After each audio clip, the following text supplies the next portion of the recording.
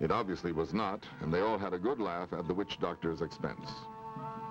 They spent several hours resting and bartering for a few souvenirs and took advantage of some first-hand road information. A brief friendship on the desert, and the two caravans parted. Each to his own destiny must go. One to the next oasis, to no place and back. And the other, on to Cairo and the Great Pyramids of Giza. At this point, the caravanners left their military police escort and headed 36 abreast across the Sudan. They knew now they would never make it to Cairo by Christmas. All had been through a great deal in the past 6 months, and they figured the worst was now behind them. But they were so wrong.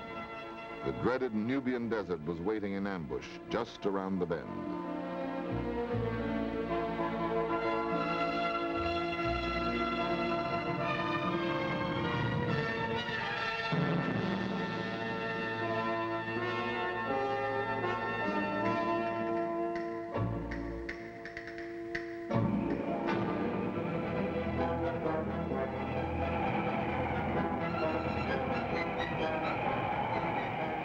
Almost at once, the feared desert exploded in their faces with all its fury.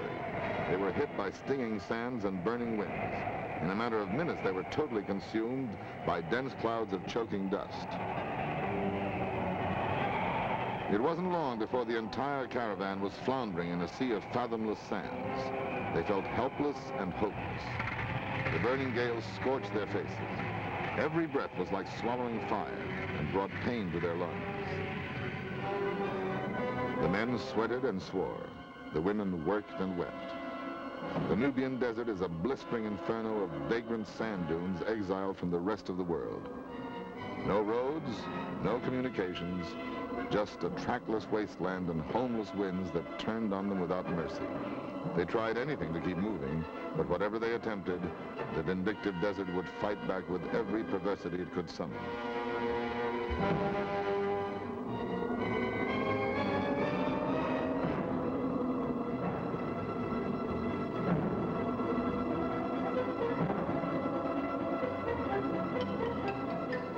Now the ill-omened caravanners could not help but recall the prophecy of the medicine man back in Tanganyika. "I see trouble on the great desert," he had said, and indeed they could see it too. They wanted to quit, and yet they knew they didn't dare.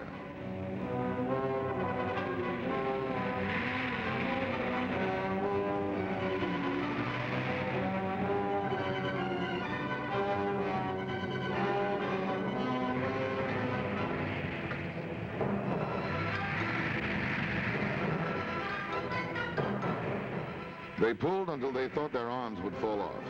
They pushed with every aching muscle.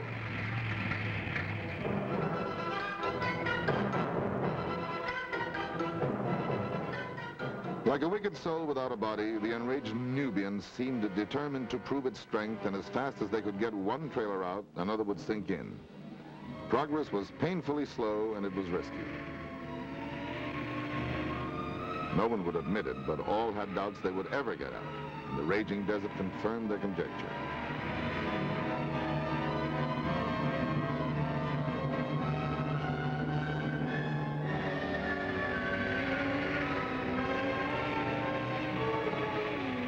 Desert legends say that the sun is a spark from hell.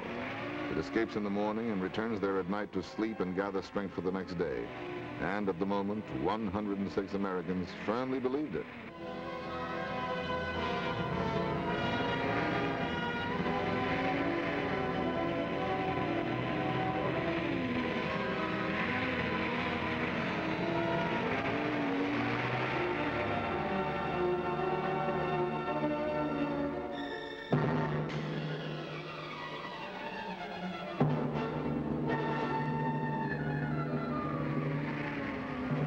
They battled the great desert for 10 endless days and 10 empty nights in what seemed to them an eternal nightmare. By now, they were sick with despair. Their determination was their only asset. 21 children was their liability.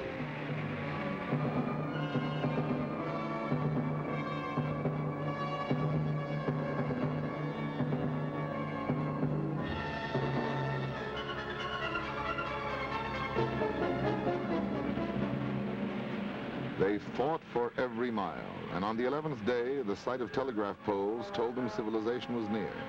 Their spirits lifted, and regaining their morale, they found the strength to sing as they rolled on toward Egypt. The camel caravan they had met on the desert arrived in Egypt many days before, and word of the lost caravan spread from village to village.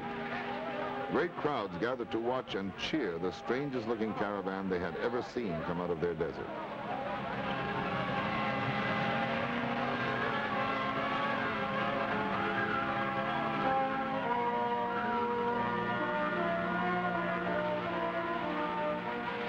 The caravanners rolled into Egypt jubilant, triumphant, and dead tired. After a few days of much-needed rest, they put their rigs on barges once more, this time to cross the Nile. This splendid example of marlinspike seamanship only mildly alarmed the caravanners, who could only hope that the ferry was in better condition than the mooring lines.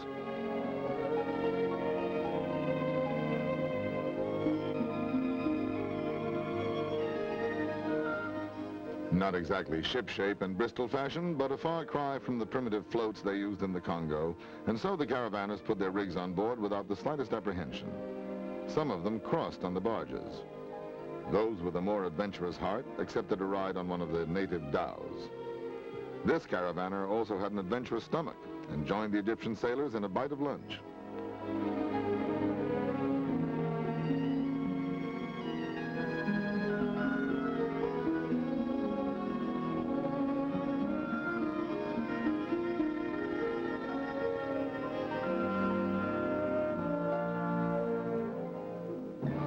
You're looking at the colossi of King Ramses at Abu Simbel.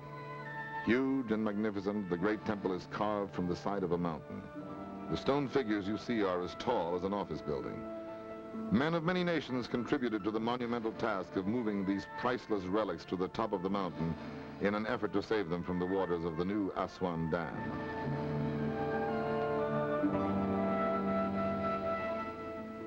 On this side of the Nile, remnants of ancient Egypt are everywhere. The Egyptians left the world a legacy of art that retells the magnificence of its culture, the genius of its thought, and the power of its empire.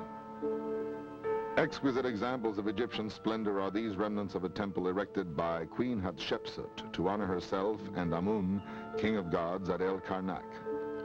The hieroglyphs proclaim her son of God, and her nephew, King Thutmose III, ordered the obelisks covered by a wall. In time, the walls crumbled, and the Queen's temple saw the light of the sun once more.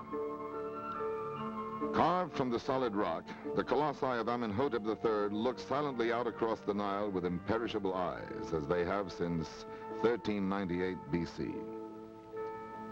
The silent Sphinx appears to guard all the remains of the powerful king's colossal temple.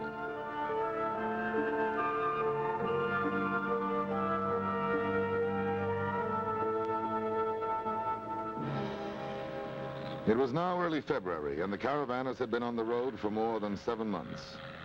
In sight of the great pyramids of Giza, they knew their long dream was at last fulfilled. The witch doctor was right.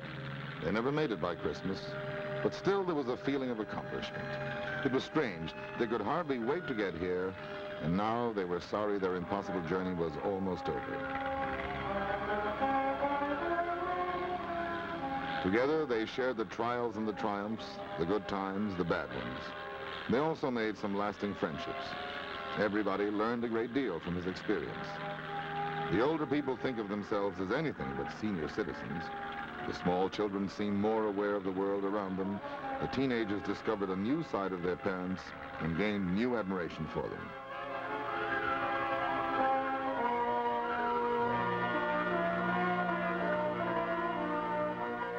And so it was that 106 men, women, and children left their tears and their sweat on the parched sands of the Sudan, their laughter ringing in the Congo, and their tire marks for others to follow, from Capetown to Cairo. I hope you enjoyed our African adventure. This is Jose Ferrer wishing you a pleasant journey wherever you might wander, and may all your travel dreams come true.